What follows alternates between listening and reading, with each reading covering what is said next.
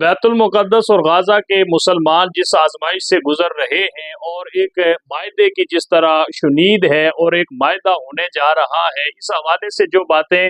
سننے کو مل رہی ہیں، اگر وہ معاہدہ وہاں پر رہنے والے مسلمانوں کو قبول ہے تو پھر پوری دنیا کے اندر بسنے والے مسلمانوں کو بھی اس معاہدے کو تسلیم کرنے کے اندر کسی قسم کی جو ہے وہ اس سے لیت و لال سے کام نہیں لینا چاہیے۔ اس کی سب سے بڑی وجہ یہ ہے کہ ان کی نسل کشی ہو رہی ہے اور ان لوگوں کو زندگی کے حق سے بھی محروم کیا جا رہا ہے۔ ان حالات کے اندر اگر ہم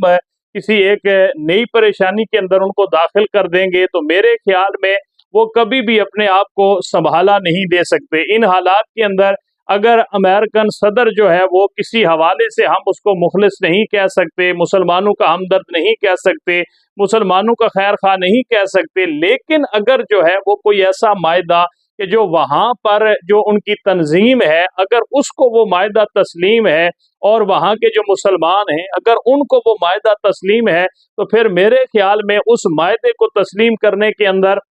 باقی بھی مسلمان ممالک کو اور مسلمان لوگوں کو جو ہے وہ کسی قسم کی غلط فہمی کا شکار نہیں ہونا چاہیے۔ لہٰذا ان حالات کے اندر متحد ہو کر مسلمانوں کو ان کی آباد کاری کے حوالے سے وہاں پر ان کو جو زندگی کے حق سے محروم کیا جا رہا ہے، ان کی نسل کشی ہو رہی ہے، اس چیز کو روکنے کے لیے کردار ادا کرنا چاہیے تاکہ ان کو زندہ رہنے کا حق تو ملے، اور پھر اس کے بعد جو ہے وہ پھر اگلے جو معاملات ہیں وہ بھی انشاءاللہ اللہ کی مدد سے آسان طریقے کے ساتھ جو ہے وہ حال ہونے کے اندر ان کی مدد بھی کی جا سکتی ہے اور ان کو ایک نئی طاقت ملے گی۔ لہٰذا ان حالات کے اندر کسی قسم کا ایسا